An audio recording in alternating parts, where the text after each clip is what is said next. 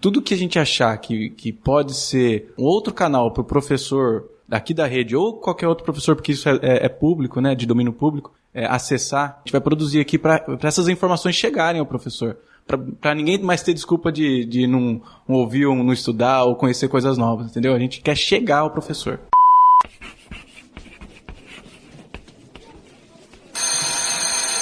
Moi Camoi, bem-vindo ao podcast Papo de Educador. Eu sou o professor Damione Dabito e o tema de hoje é Formação de Professores com Inovação.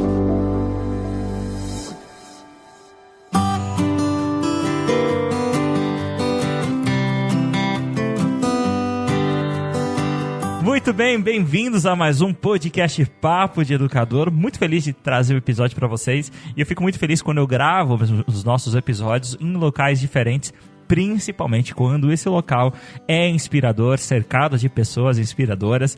Então, eu estou hoje na cidade de Vinhedo, a convite da Secretaria de Educação, para conhecer o C4Me e conhecer essa galera que faz educação. E nós vamos falar um pouquinho sobre o que é o C4Me, que é um centro de referência, de inovação, Bom, eu não vou queimar a largada, então primeiro eu quero apresentar para vocês, eu estou com uma equipe aqui para falar, e eu queria começar apresentando para vocês o Peter, que não é a primeira vez no podcast Papo de Educador, já esteve conosco aqui antes, então seja bem-vindo mais uma vez ao podcast Papo de Educador, Peter. Obrigado, Damione, é um prazer estar aqui de novo com vocês. E a gente está aqui para falar um pouco sobre inovação e criatividade e formação de professores em redes públicas. O Peter já esteve com a gente no episódio do YouTube Edu, né? Isso mesmo. Então, você que está ouvindo mais uma vez a voz do Peter há muito tempo, a gente precisa gravar mais podcast, né, rapaz? A gente tem muita coisa para falar, de vez em quando a gente se encontra em algum evento, né? Algum evento de tecnologia na educação. Pois é, mas o Peter, ele também é um Google Innovator, então ele está sempre aí envolvido com um monte de coisa legal da educação, muita coisa para falar. O Peter, o que você faz aqui no C4Me? Qual é a sua atribuição aqui? Então, no município eu sou o coordenador de tecnologia educacional. Ah, legal. Então, tudo ligado à parte pedagógica de tecnologia no município é comigo. Bacana. Queria apresentar também agora para vocês o Diego, que é a primeira vez aqui no podcast Papo de Educador. Seja bem-vindo, Diego. Muito obrigado. Bom, é um prazer estar aqui com você conversando. Eu não tenho muita experiência, né, na conversa gravando, né? A gente fica um pouco travado no começo, mas eu tenho certeza que vai ficar uma coisa super bacana. Daqui a pouquinho você vai ver que o Diego ele vai sumir, porque o Diego, como um bom professor, vai dar aula daqui a pouquinho, né? E vai abandonar a gente, mas enquanto isso vamos aproveitar ele. Queria apresentar para vocês também o Bruno. Bruno, seja bem-vindo ao podcast Papo de Educador. Muito obrigado, Damione. É uma honra estar aqui. Na verdade, eu estou muito feliz porque eu sou um fã do Papo de Educador. Tem até alguns papéis aqui para você assinar, uns autógrafos que eu quero que você Eu vou autografar com giz. Giz e cera. Tem um quadro do Damione no meu quarto que eu quero que você autografe. Bem grande. E também queria dizer para vocês o Eduardo. Seja bem-vindo, Eduardo, aqui ao podcast Papo de Educador. É um prazer estar aqui e é como você falou, é muito motivador estar do lado de pessoas que inspiram a encontrar novas soluções ou metodologias e principalmente você, né? Okay. Que é um grande inspirador para a conversa de hoje. Que bacana, que honra. Vamos então ao nosso bate-papo?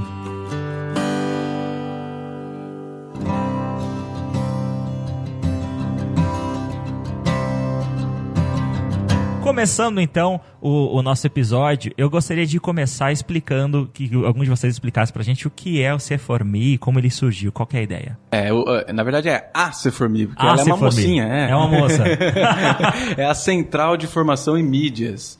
Ela é um projeto da Secretaria de Educação e Cultura de Vinhedo, que o foco é trazer inovação para os professores, formação e inovação para os professores. Um modo da gente compartilhar as boas experiências que já existem na rede, né? Isso é uma coisa que a gente já conversou bastante, né? Que tem muito professor bom fazendo coisa muito boa, só que ninguém sabe, fica escondido. Então aqui na C4Me é o lugar para a gente escolher a mídia ideal para divulgar esses bons trabalhos que estão sendo feitos. Então a gente aqui conta com um pequeno estúdio de gravação de vídeo, um estúdiozinho para a gente fazer o nosso podcast. E entre outros serviços, né, a gente vai auxiliar os professores, por exemplo, na inscrição de concursos, como é o professor Nota 10, fazer formações presenciais e outras coisinhas. Pá, que bacana, vai auxiliar eles a inscrever em concursos, acho que é muito importante isso.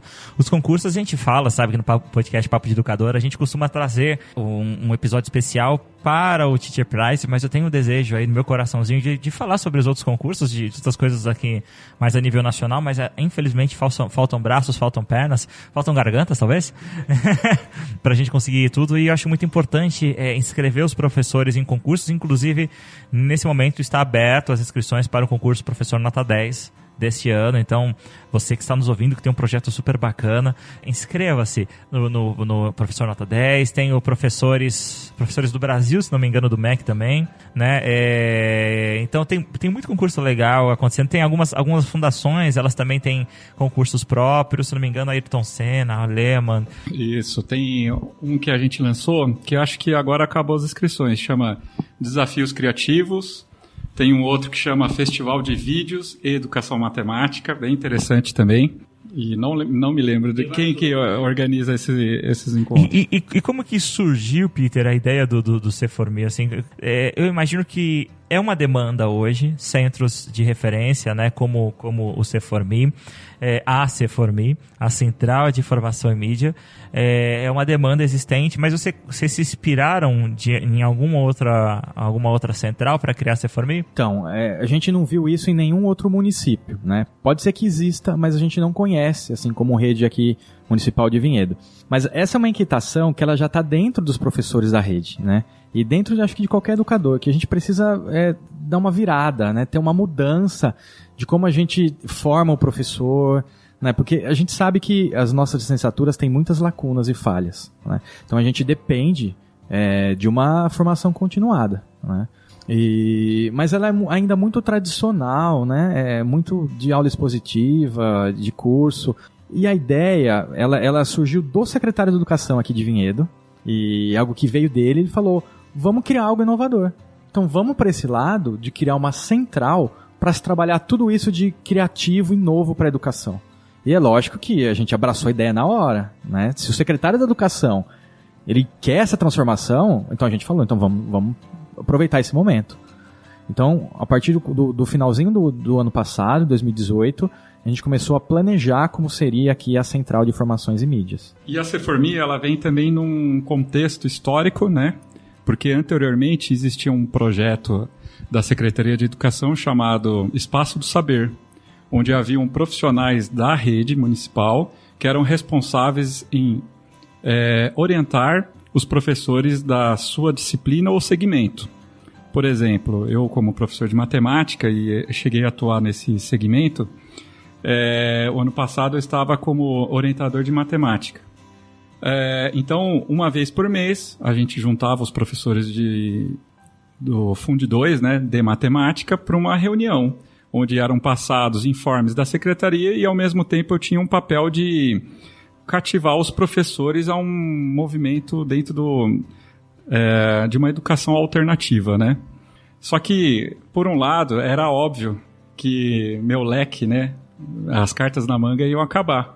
Não ia ter como continuar e em algum momento eu ia estagnar, não ia ter mais o que propor ou trazer novidades. Então, o Espaço do Saber, ele já tinha uma característica como essa, né? Ele foi muito importante para a história de Vinhedo, né, para centralizar discussões a respeito da nossa educação, mas chegou um momento que meio que estagnou. Não trazia aquele sentimento de formação e inovação. Então, a gente agora com a C4Me, a gente aprendemos muitas coisas com o Espaço do Saber, né? E continuamos com essa mesma proposta de trabalho, mas aprendendo com os erros do passado. Bacana. Vocês falaram que o objetivo, então, é formar os professores da rede municipal, isso é importante ressaltar. E você havia me falado anteriormente que são 1.200 professores na rede, é isso? A gente tem 900 professores, mais ou menos, e mais uns 400 e poucos auxiliares de creche. Bacana, então o objetivo é prover formação para toda essa galera. é um desafio bastante grande, né? E eu queria entender de vocês é o seguinte, um dos objetivos aqui do Papo de Educador, você que está nos ouvindo, sabe que o nosso objetivo é trazer exemplos para vocês, para que isso possa inspirar, para que isso possa, sobretudo, causar mudanças, transformações. E eu sei que muitas das pessoas que nos ouvem são influenciadores dentro das suas secretarias de educação e que podem levar a ideia do C4Me para os seus municípios, para as suas cidades. Então, nós vamos deixar, inclusive, depois o contato dessa galera aqui no post desse episódio, para que você possa encontrá-los ou achar mais informação. Então eu gostaria com vocês, se vocês me permitirem, abrirem aqui a caixa de Pandora, né? Abrir a caixa preta aqui da C4Me, para tentar entender como é a estrutura, como que vocês fizeram, como que ela foi construída, para inspirar a galera. E aí eu aposto que você que está nos ouvindo, você vai se surpreender, né? Que você não precisa ter um centro de excelência com prédio próprio, com um monte de coisa, com equipamentos moderníssimos. Você precisa, sobretudo, vontade. Mas para ver se essa minha tese é verdadeira ou não, eu queria saber de vocês como que vocês montaram, antes de tudo, a equipe, né, de vocês.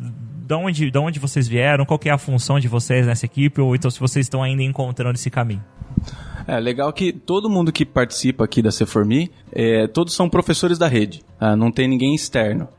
A nossa coordenadora, ela era a coordenadora geral do Fundamental 2 e ela veio então para coordenar essa equipe da C4Me. Temos o Eduardo, que era professor de matemática, o Peter, que ele é da coordenador de tecnologias educacionais, mas ele também tem 2 pernas aqui, quase, uma perna e meia aqui, mais. O Diego, que ele é professor de matemática também, é professor de matemática. Eu, que sou professor de artes da rede, a Maria Silva, que era professora de matemática, e a Roberta, que é professora de educação especial. Então, é legal que todos são daqui, então todos entendem a realidade do nosso município, como que é a nossa rede, então já é uma carta inicial para a gente poder tentar atender melhor o nosso público.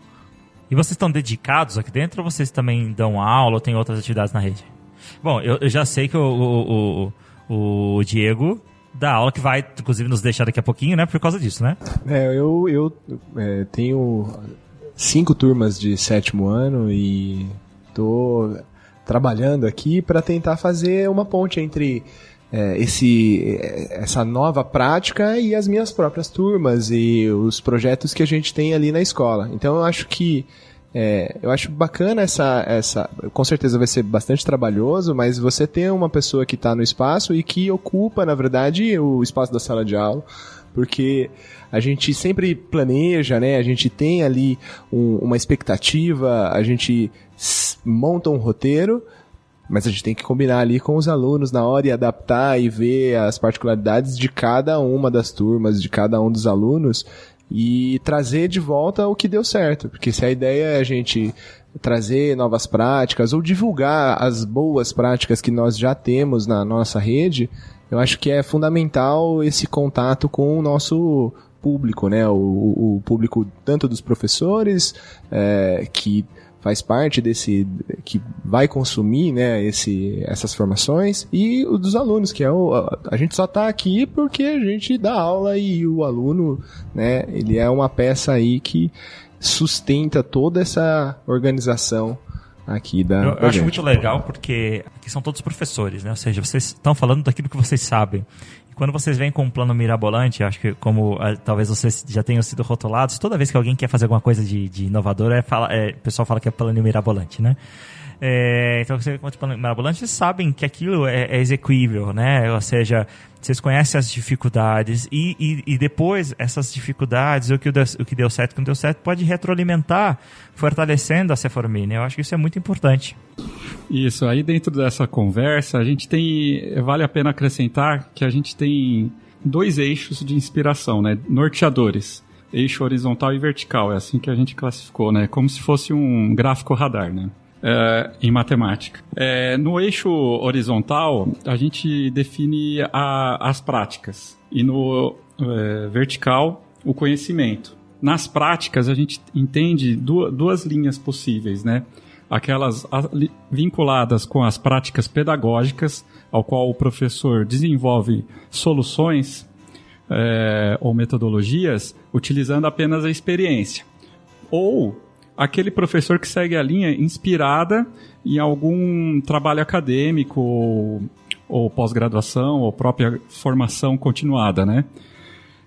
E no eixo da vertical a respeito do conhecimento, a gente entende duas linhas também. Aquele informativo, que poderia ser algo ligado a uns documentos oficiais, BNCC, por exemplo, Currículo Paulista, né? E conhecimento formativo, né? Que aí é aquele que a gente precisa buscar outras fontes, como a academia também, para poder engrandecer as hipóteses e teorias a respeito da educação.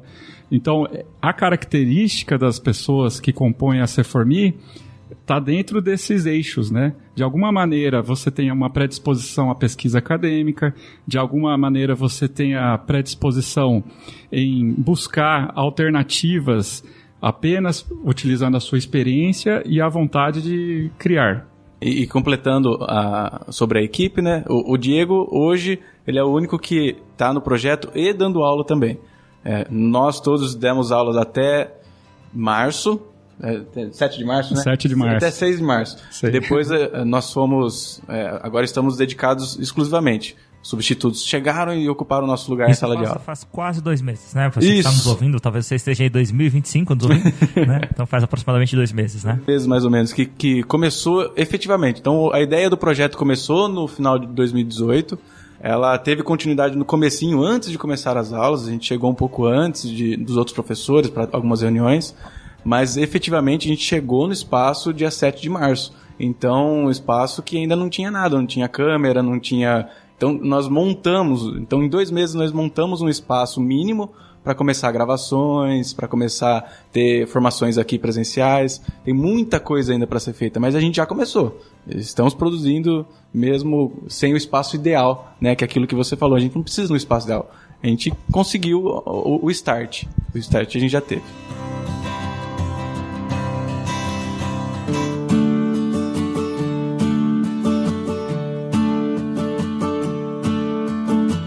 E falando já de espaço, qual que é a estrutura que vocês acharam que é assim, a mínima possível para se começar um trabalho como a CEFORMI?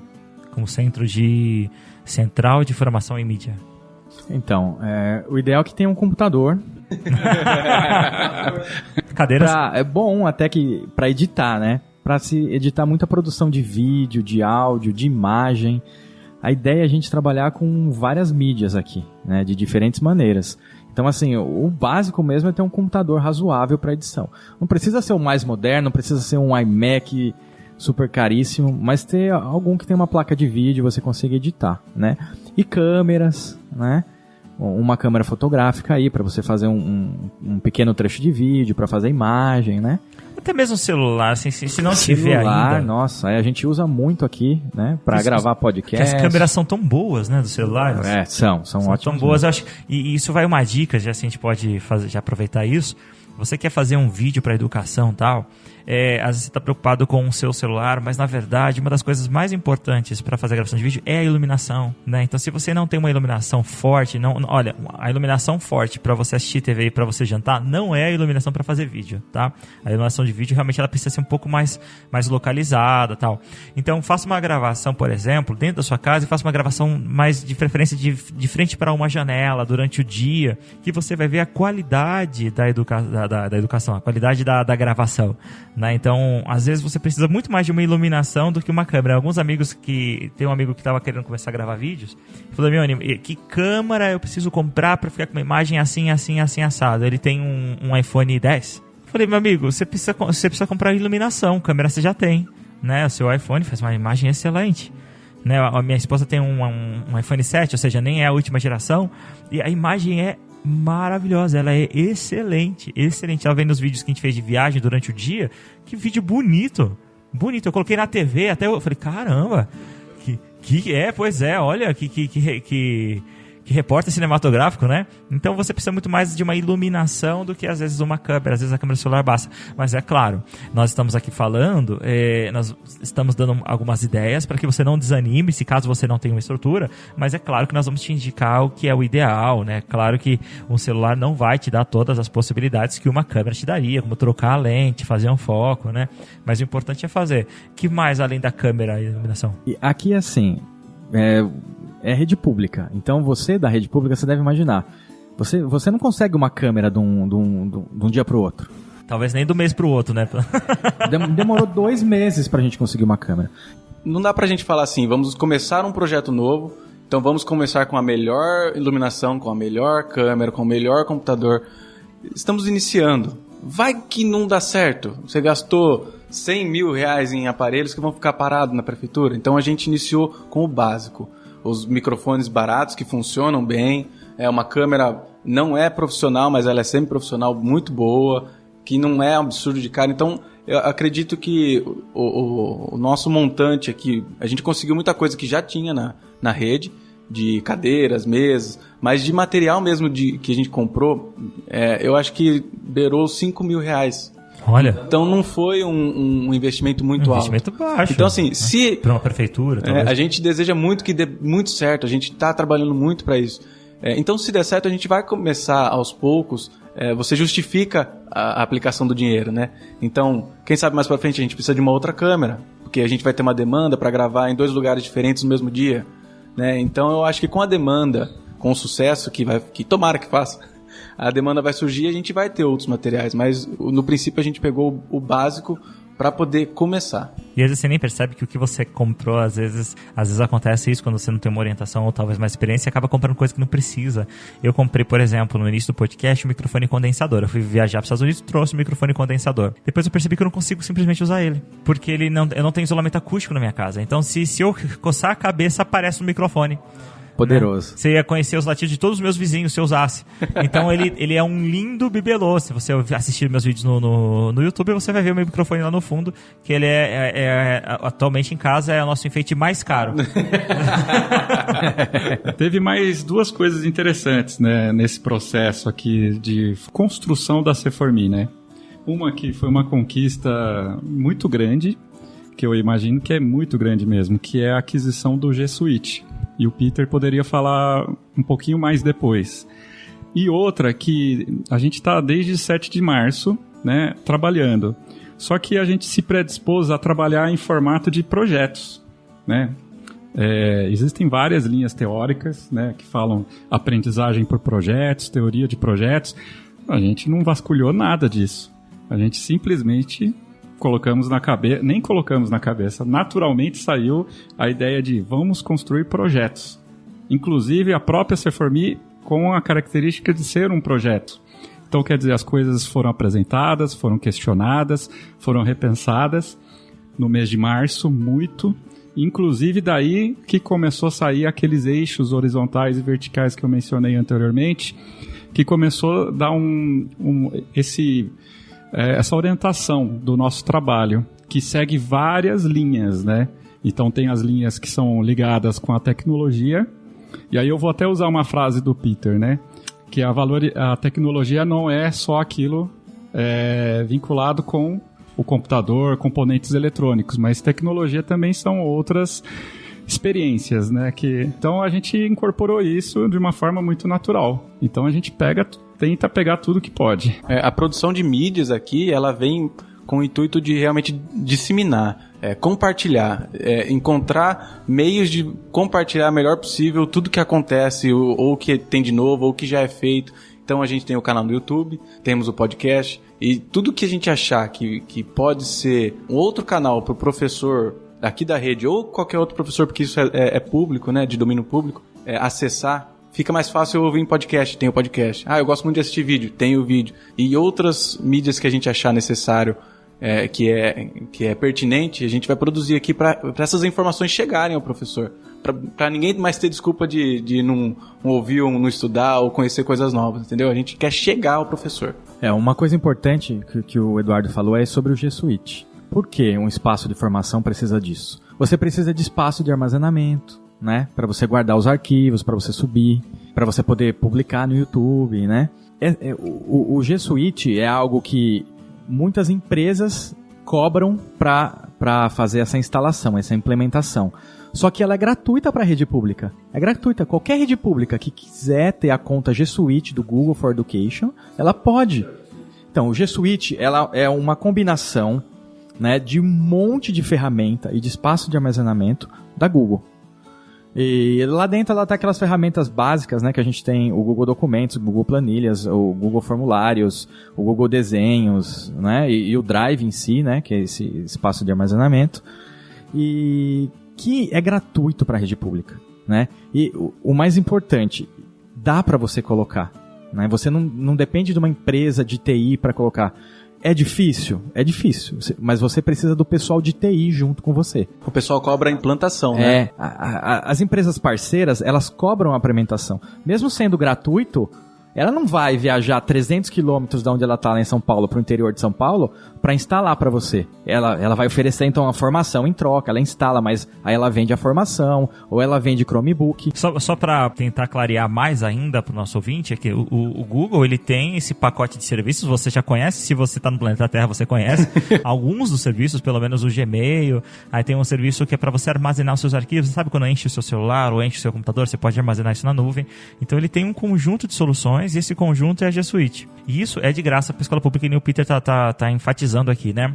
Só que existem empresas, né, que não tem relação assim, elas não são a Google, né? São empresas mesmo, que tem uma certa parceria com o Google e que elas te ajudam a fazer isso, a tornar isso realidade. Às vezes você quer fazer, você não sabe como fazer isso, né? Não sabe qual é esse caminho seguir, o que precisa, o que não precisa. Então, digamos assim, seria um certo atalho. Então, se você não tem pessoal técnico na tua prefeitura, na tua cidade, essas empresas elas vão te ajudar. E é para isso que elas vão cobrar, né? É para isso que elas vão cobrar, para fazer essa implantação. E a gente fez aqui, Damione, olha que legal. Municípios souberam disso e começaram a nos contatar. Vocês usaram empresa ou vocês mesmos fizeram? Nós mesmos fizemos. Ah, então vocês nem... A gente sentou com o pessoal de TI, a gente abriu o site e a gente começou a preencher os formulários. Aí a gente conversa diretamente com a Google, né, da Califórnia. A gente vai trocando e-mails. Eles pedem uma comprovação que nós somos mesmo rede pública, né? Gratuito. E é um processo que demora algumas semanas, mas ele é totalmente gratuito. A gente precisa criar um domínio, né? E municípios começaram a procurar a gente, né? Santos, Itacoaquecetuba falou, nossa, eu soube que Vinhedo tem. E a gente sempre quis ter.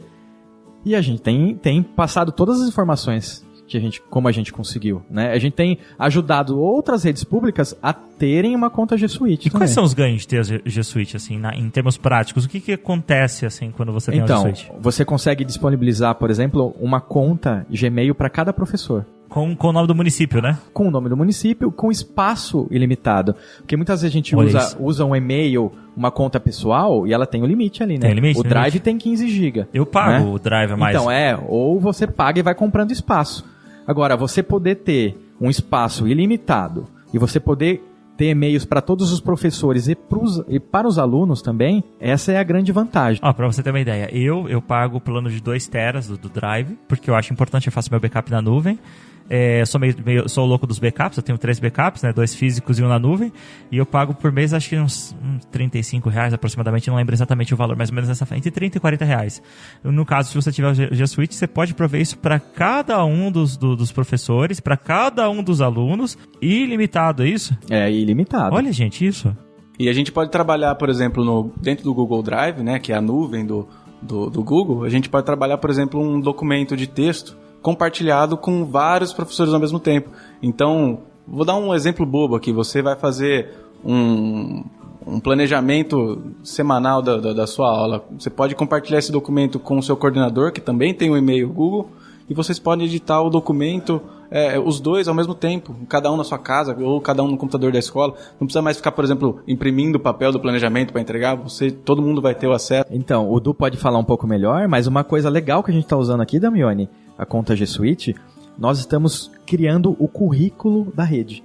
O currículo municipal, que nunca foi escrito esse documento, a gente tem um colegiado de professores, um grupo de professores que está colaborativamente trabalhando, né, em contas Google e criando esse documento em muitas mãos, né? Se o Eduardo quiser... Isso, aí só acrescentar que assim, quando você está com o G Suite, aí você tem que criar, acho que é o único requisito que você precisa, é ter organização, porque o espaço é limitado e você vai jogando tudo, você imagina.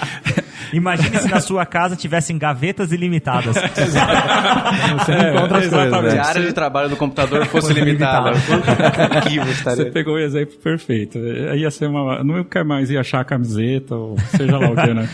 Essa organização é fundamental, né? Porque você tem a possibilidade de criar vários drives por equipe. Então, um drive por equipe é como se fosse um drive, né?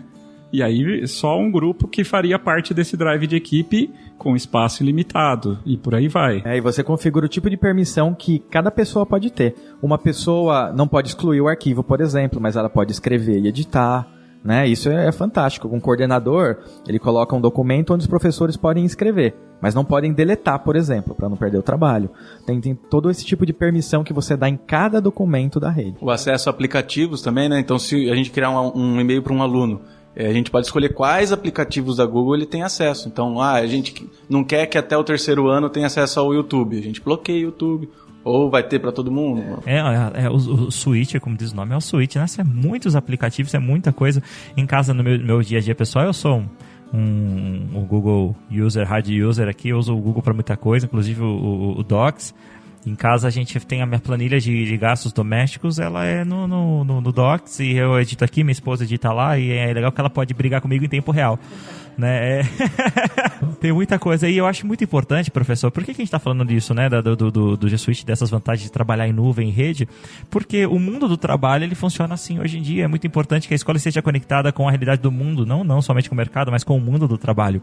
E só há um jeito para o professor fomentar alunos inovadores. É que o professor sendo inovador. Eu acho até meio estranho, vou ser muito sincero, me causa uma estranheza falar que o fato do professor usar uma ferramenta online é ser inovador, porque já deveria ser o padrão, eu acho, né? O mundo já é. Então você faz tudo online, tudo que você faz online, você faz pagamento online, você faz tudo online, você sabe todas as operações, você faz compra online, reserva de hotel online, você chama seu táxi pelo seu celular, seu Uber, você reserva seu hotel pelo Booking, você compra passagem pelo Decolar. Ó, gente, olha quanto dinheiro tá chegando na sua conta. Imagina, de propaganda. Cada vez que eu falo isso, cai uma grana na minha conta, viu? Então, poxa, por que às vezes os trabalhos... E outra, acabou aquela era, nós já falamos isso aqui em alguns episódios, de você dar um trabalho para 4 alunos e ficar lá digitando e 3 papagaios de pirata assim no ombro desse aluno digitando. Os 4 podem trabalhar simultaneamente. É muito importante que o aluno aprenda isso.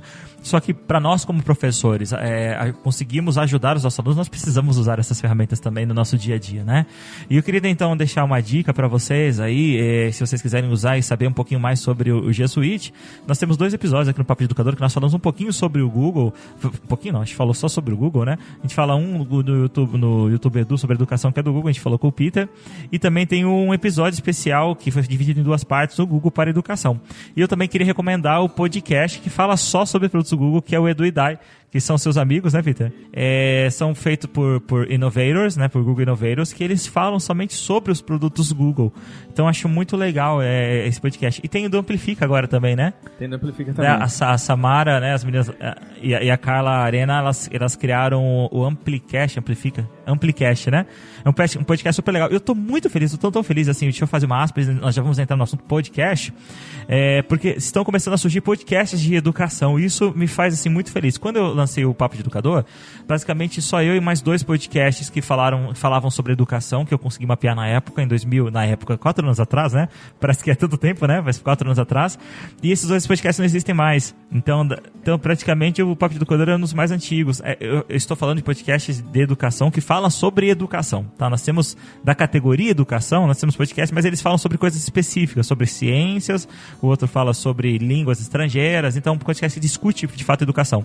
Então o Amplicast está chegando para reforçar isso aí, ainda tá, acho que 2 ou 3 episódios, o Edu e Dai também tá falando sobre educação. O Nota 6 também chegou com tudo, que é um podcast super legal. Então estão começando a aparecer podcast sobre educação. Tem outro que eu achei essa semana chamado O Quadro Negro. Então eu estou bastante feliz de ver podcasts aí. Podcasts também de áreas específicas da educação, que é o Recrecast, e mais uma galera que está chegando aí. Estou muito feliz. E agora também acabou de ser gravado o primeiro episódio de um podcast super bacana da educação, que é o HTP Áudio, que vocês podem falar, porque esse é o podcast da C4Me. Ele é o nosso podcast aqui da rede de Vinhedo, então acho que quase todas as redes têm um um espaço do professor que é o de trabalho pedagógico, né? Em algumas redes tem nomes diferentes. O nosso é o HTP, Horário de Trabalho Pedagógico. Então temos o coletivo, o individual, por área, e a gente decidiu fazer essa piada aí e lançar o HTP Áudio, que é o podcast, o seu horário de trabalho pedagógico em ondas sonoras aí. E eu tô muito feliz, já indico pra vocês, porque eu tô presente lá, né, fazendo uma participação no primeiro episódio. Muito obrigado por essa honra, tô muito feliz. Nossa, a honra é toda nossa. A gente debutou já com um convidado de peso, sem... Vocês entenderam a gente subliminar aí, ó? Uma coisa que eu queria acrescentar, que a gente fala, por exemplo, de inovação, de tecnologia G Suite e tal... Só que uma coisa que a gente está aqui na rede pública, né? Então você tem, por exemplo, professores que têm mais tempo de rede do que eu tenho de idade. Então quando eu apresentei o projeto lá para todos os professores no começo do ano, muitos falaram assim: professor, eu não sei ligar o computador, eu não sei ligar o Datashow. Então a gente tem na nossa realidade, acho que em qualquer rede, em qualquer escola, pessoas que já fazem, sei lá, programação, já trabalham programação em sala de aula, com aplicativos e tudo mais, e você tem professores que não sabem ligar um Datashow. E tudo bem, a gente quer atingir todo mundo. Então, uma das nossas preocupações é começar a ensinar o básico do básico. Então, nós já temos uma semana de formação programada para maio, né? Que uma das oficinas que a gente vai fazer é esse uso de cabos. Para que serve o cabo P2? Para que serve? Como que você liga um Datashow? Como que você acessa o básico do básico? Então, por exemplo, eu lembro na minha escola quando a diretora ela conseguiu colocar um Datashow em cada sala do Fundamental 2. Então foi uau! Só que tinha professora que não conseguia ligar. Então eu atendi muito. Então, por exemplo, a professora vinha assim: Bruno, o áudio não tá saindo. Aí eu ia, checava todos os cabos e tudo mais, tá tudo funcionando. Aí eu ia ver, o computador dela tava no mudo. Então, assim, a gente tá querendo pensar, às vezes, muito em ferramentas eletrônicas, tecnológicas, mas a gente também vai a gente quer atender esse pessoal que não tem o contato, né? Pessoas têm medo de mexer com tecnologia. Inclusive, é muito oportuno porque um dos últimos episódios do podcast Papo de Educador, se não me engano é o 69, se não me engano não, é o 69, é o Não Tenha Medo de la Tecnologia, que é Não Tenha Medo da Tecnologia, que é o Fernando Naranjo, que eu gravei quando eu tava dando uma formação lá em Bogotá, foi em Pereira, na Colômbia, e a gente discutiu sobre isso, né? Sobre esse medo, às vezes, da tecnologia, porque às vezes as escolas elas pecam, os municípios, até mesmo o governo federal, que ele investe muito em tecnologia eletrônica em sala de aula, em colocar lousas interativas e dar tablet para os professores, só que eles não formam os professores para usar essa tecnologia. E aí nós temos esse fenômeno que nós já conversamos aqui no Papo de Educador, que são as telas de projeção mais caras da história, que são as lousas interativas. Então, eu ando por aí, eu vejo às vezes em alguns lugares todas as salas com lousa interativa e ninguém usando as lousas interativas. Eles usam a lousa interativa como uma tela de projeção de Datashow. Simplesmente isso, algo que podia ser simplesmente uma pintura branca na parede, vira uma tela que custa, sei lá, 3, 4, às vezes 5 mil reais, né? Então é muito importante ter esse cuidado, né? Informar o professor, em desmistificar. Porque às vezes o professor que nos ouve, e isso eu falo para você que tem essa atribuição de formar os professores na sua escola, na sua rede, ou que pode fazer algo em relação a isso, às vezes a dúvida do professor que trabalha contigo ela é tão básica no sentido de essencial, de primária, né? No sentido de uma sequência de... Se você me entendeu, a gente fala com cheio de dedos, né? Com cuidado para não... mas deixa eu falar mais diretamente. Então, às vezes a dúvida é tão simples, a dúvida do professor, que ele tem vergonha de perguntar. Às vezes ele não sabe como... Ele não te responde bem porque ele não sabe como fazer isso. E acreditem, isso existe, isso acontece. E é o mesmo professor que fala para o aluno não tenha medo de perguntar, tem medo de perguntar para outro professor, por exemplo. Justamente.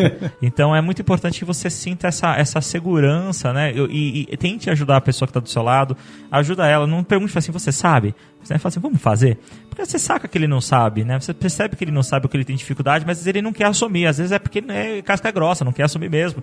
Então ajude ele. Acho que eu entrei numa discussão pedagógica meio acalorada num grupo, e a pessoa simplesmente falou assim, olha, sua opinião não me importa. Falou assim, mas muito gratuito, assim, sabe? E eu falei, mas olha, a sua opinião me importa, porque o meu trabalho é ajudar as pessoas a serem melhores, né? E às vezes a gente precisa ajudar essas pessoas nesse nível de gentileza também, né? É necessário. Uma recomendação eu achei muito interessante, quando você tinha falado a respeito à coisa pública, acho que não sei se é no último, no segundo ou terceiro episódio do Amplicast, aí a Carla Samara estava discutindo do projeto que ela foi executar na escola, que eles compraram um tablet e tal, e de repente eles viram que não ia rolar do jeito que eles planejaram.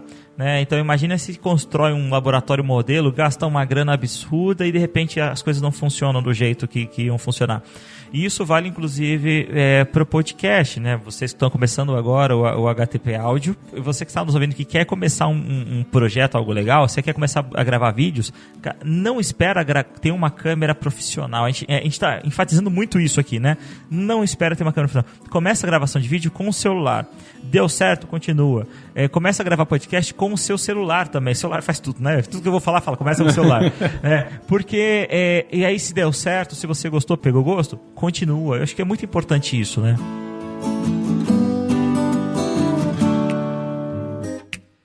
Gente, vamos lá. Eu interrompi esse episódio para dar alguns recados para vocês bem rapidinhos, e são recados bastante interessantes. Bom, para quem acompanha o Papo de Educador há algum tempo, sabe que eu sou um novo papaizinho na área. Acabou de chegar o Luquinhas, que tem, nesse momento, 6 meses, está para completar 6 meses. Então, por isso, devido à gestação da minha esposa, eu passei um tempo sem fazer viagem, sem dar curso, workshops, e eu estou muito feliz porque, enfim, chegou o tempo de voltar a conversar com vocês, a estar mais pertinho de vocês, que eu adoro. Então, eu queria deixar alguns recados de onde nós estaremos. Nessa semana, na semana que está sendo lançado o podcast Papo de Educador, nós estaremos na feira BET Brasil Educar, que é a maior feira de tecnologia e educação da América Latina. Nós vamos conversar com pessoas super bacanas, com ideias super inovadoras. Já temos uma listinha de alguns episódios, então se preparem, nos próximos episódios serão episódios especiais gravados na feira BET Brasil Educar. Haverá também um evento na Unicamp, na sexta-feira, dia 17, sobre podcasts educacionais. Nós, o Papo de Educador, também estaremos presentes lá. Vai ser um evento muito legal com o Evan Bizanzurk, que é um dos expoentes dos podcasts brasileiros. Ele é host de dois dos maiores podcasts do Brasil, que é o Anticast e também o Projeto Humanos, que é um podcast que eu amo, é um dos meus podcasts de longe favoritos. Além disso, no mês de junho, o podcast Papo de Educador estará na cidade do Rio de Janeiro, no Congresso de Educação Socioemocional, promovido pela LIVE. E também já temos debate pronto, já temos confirmado no mês de agosto. O Papo de Educador também estará na cidade de Recife, Pernambuco. Então, se você quer que nós estejamos, se você quer me convidar para participar do seu evento, do seu congresso, basta você enviar um e-mail para contato@papodeeducador.com.br, que será um prazer estar presente, ministrando uma oficina, uma palestra, cobrindo o evento, gravando podcasts por aí, por que não, tá bom? Aproveitando, também queria falar do trabalho de um recifense arretado, que é o Valdir. O Valdir, ele tem um projeto super legal, que é o podcast Alunando, também é um canal do YouTube. E o Valdir tem um projeto super ousado, super bacana, que é visitar as faculdades, as universidades federais brasileiras. Eu acho que esse projeto nunca foi tão relevante quanto no momento que nós estamos vivendo hoje. Então eu gostaria de convidar você a entrar no site, no canal do Valdir, no canal Alunando, que vai estar aqui na descrição desse episódio para você conferir o trabalho dele. Aproveito também para falar sobre o lançamento do livro Biletramento na Educação Bilíngue Eletiva, da nossa amiga Sheila Shediak. A Sheila, ou Sheilinha para os mais amigos, para os mais próximos, é uma pessoa fenomenal. Você que já fez a Maratona Papo de Educador, já ouviu a Sheila falar várias vezes, ela esteve presente em vários dos primeiros episódios, nós estivemos juntos na Finlândia.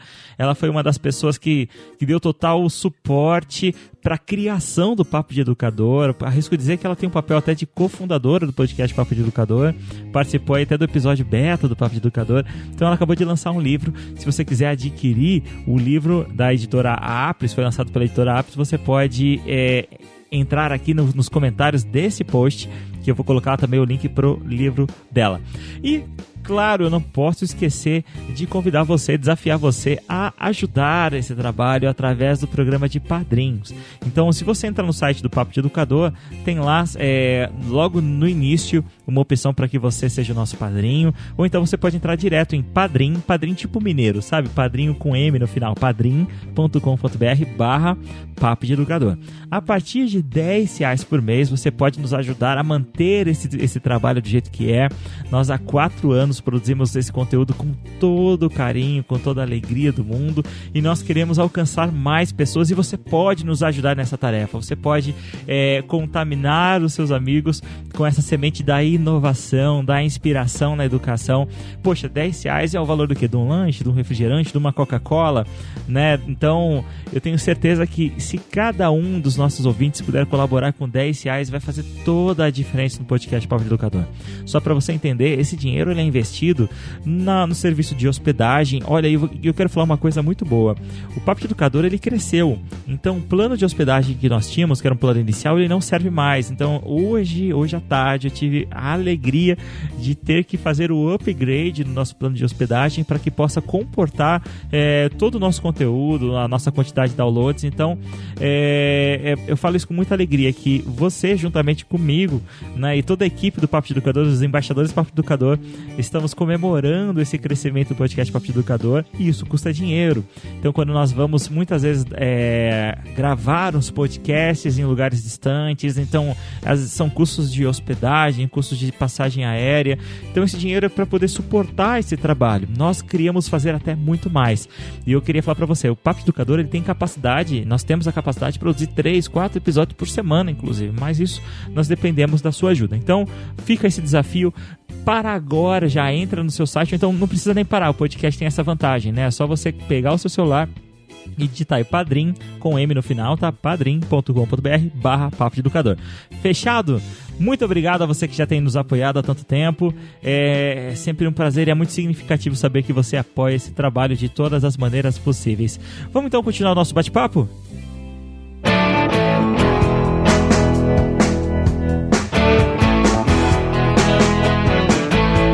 Acrescentando, a gente tem a história da informática na educação, né? Que é pouco falada, porque, por exemplo, a Ceformi não apareceu do nada, como a gente mencionou em outro momento. Havia o Espaço do Saber anteriormente. Com as tecnologias na educação, é a mesma coisa. Não é uma proposta que existe de agora. Antes existia, por exemplo, o Proinfo, um programa que em uma ou outra escola funcionou. Em outras não, ou quer dizer, a maioria. Foi abandonada a sala de informática nessas escolas. Eu lembro que eu já cheguei a entrar em escolas onde todos aqueles computadores que foram adquiridos num pregão estavam todos amontoados num canto da sala. Então, quer dizer, a gente anda em várias perspectivas. Primeiro, instruir, né? O professor de alguns conhecimentos básicos, porque se a gente quer inovar, como que a gente vai alcançar esse professor se ele desconhece, né, o básico? Para aí ele entender por que é uma inovação, qual é o caminho dessa inovação, e é um tempo, é um processo. Não é do dia pra noite, né? Não. E é uma escada, né? É uma escadinha. É uma escadinha, é um degrauzinho por vez, né? E fazer enxergar que as inovações, elas não vêm para, como muitos podem dizer, é mais uma coisa que eu tenho que fazer, nossa, é muito difícil. Às vezes é você aprender que aquilo vai facilitar tanto o seu dia a dia, mas tanto, que você não vai querer abandonar mais ela. Né? Às vezes você tem uma dificuldade imensa em passar um conteúdo com uma ferramenta tecnológica diferente, às vezes a aula vai, sem a sua presença, a aula está indo. Né? Eu fiz um trabalho, por exemplo, usando videogame com o pessoal. Foi assim, eu tinha alunos que eu tinha dificuldade de acessar, eu tinha um conteúdo que era difícil de passar para eles, né? A parte de arquitetura, por exemplo. Eu trabalhei com Minecraft. Eu levei o meu videogame, eu me dispus, levei meu videogame, instalei o videogame, só que aí eu expliquei no começo do projeto, que eu fiz um projeto, e daí pra frente eu praticamente não falei mais nada, porque eles já sabiam o que eles tinham que fazer. A organização partiu deles, cada um jogava no seu momento, o restante da sala estava fazendo outra parte do projeto, no final teve a apresentação de tudo. Então assim, pode falar, nossa, puta trabalho trazer o videogame. Sim, mas era só isso praticamente, o resto eles fizeram. O podcast, o canal do YouTube, essas mídias aí, eu vejo que dá voz a alguns professores, né? ou não vou dizer todos, porque acho que todos não vão querer participar, mas um grupo vai querer participar, e esse dar voz é algo até que é carregado de angústia. Quando é que o professor pode falar o seu projeto? Tem alguns que se sentem assim, não reconhecidos e acham que não é um grande projeto, mas alguém de fora vendo é um grande projeto. Outros sabem que é um grande projeto e não tem esse espaço. Isso é fantástico. Aqui dentro de Vinhedo é um caso, por exemplo, que a gente tem professores premiados aqui. Então a gente tem professores finalistas do Educador Nota 10, vencedores do prêmio Professores do Brasil, do MEC. E para você ver, olha o que acontece. Uma escola vizinha a esse professor não conhece o trabalho dele. Então, a ideia de uma central também é fazer essa troca de experiências. É de fazer a escola ao lado conhecer o trabalho daquele professor ali que é super inovador e está do lado, né? E para você ver, tem alguns trabalhos muito simples. Eu ganhei o prêmio Professores do Brasil 2017, do MEC. Eu fui o vencedor estadual de São Paulo, né? A vencedora nacional, em 2017, ela fez um trabalho com bolinha de gude. Pra você ver, era um trabalho super simples, com matemática e bolinha de gude, e foi o trabalho vencedor. Então é aquilo que a gente fala às vezes, o professor ele não acredita no próprio trabalho dele. Ele acha que aquilo ali é muito simples. Mas pro outro pode ser algo super inovador. E pro aluno, então? E pro aluno, então, é fantástico. O que é óbvio pra ele, às vezes, é espetacular pro colega, né? E sempre no intuito de inspirar os outros. Né, de compartilhar nesse sentido e não de olha o que eu tô fazendo, olha, eu tô fazendo melhor que você. Não é comparar, é inspirar, é mostrar que é possível do seu jeito. Eu consegui desse jeito, tenta fazer do seu.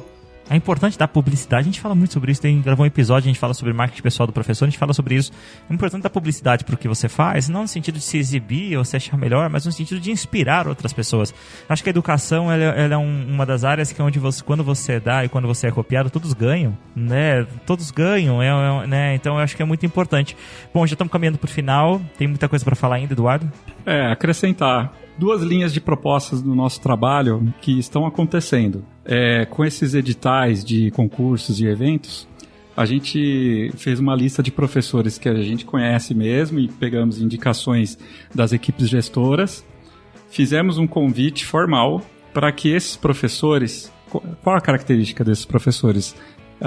Trabalham com algum projeto ou já estão acostumados a trabalhar com projetos para visitar a CEFORMI, apresentar quem é o professor, qual que é as suas inspirações de trabalho e a gente apresentar a nossa pessoalmente, porque a gente acredita que é assim que vão sair as ideias de formação. Inclusive, alguns professores já vieram visitar a gente, ou procuraram a gente mesmo, e já com propostas. Surgiu propostas de formação que posteriormente a gente vai trabalhar com elas, né? Então, isso é uma linha concreta já que está acontecendo e está dentro de um agendamento. Outra, que alguém mencionou aqui na conversa, é o colegiado de currículo. O currículo é uma questão ainda muito desconhecida na educação. Existe uma interpretação muito ligada à rotina, e o currículo é muito mais do que isso, né? Então a Secretaria de Educação organizou o colegiado de currículo envolvendo vários professores, né, que se candidataram para participar desses encontros mensais. E a CEFORMI assumiu a responsabilidade dos 3 primeiros encontros apenas para dar um start, né?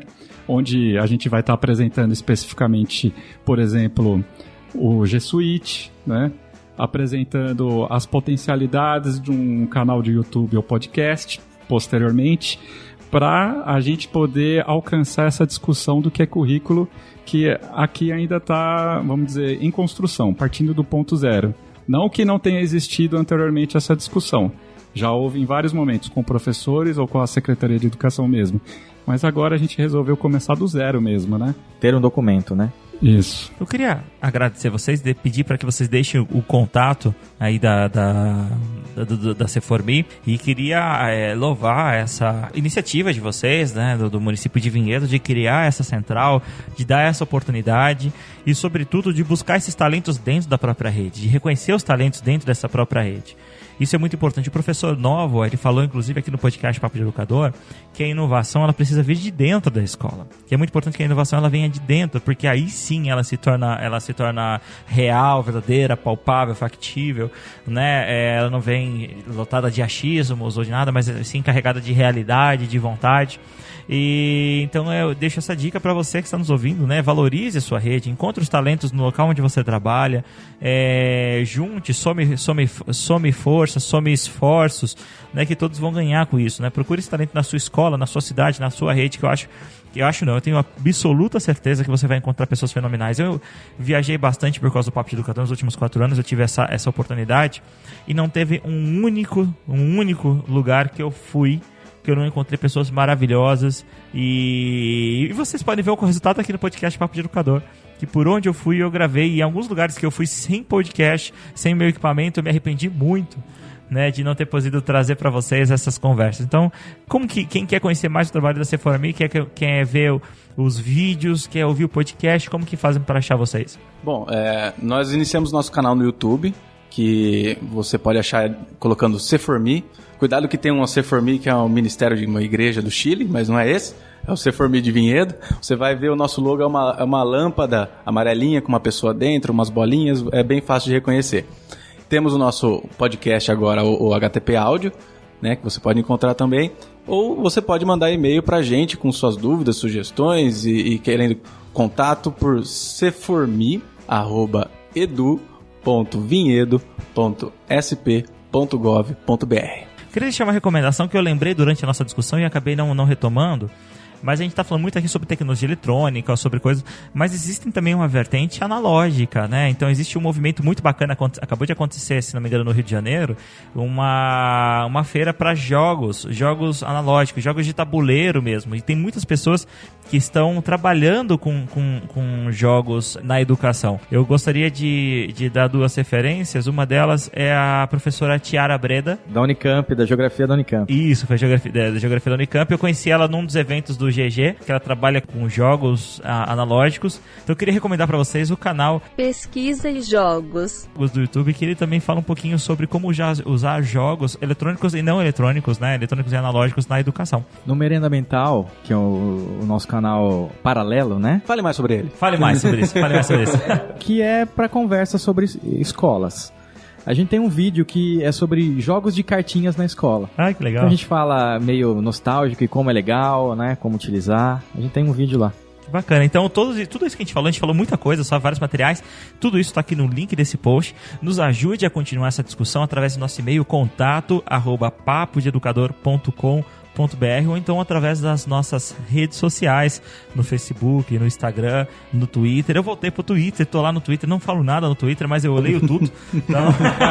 Você coloca coisa sobre o aprendiz. Se você quer entender o que eu faço no Twitter, você precisa ouvir o primeiro episódio do podcast do HTP Áudio, tá bom? Obrigado pela sua companhia e encontro vocês no nosso próximo episódio. Tchau, tchau.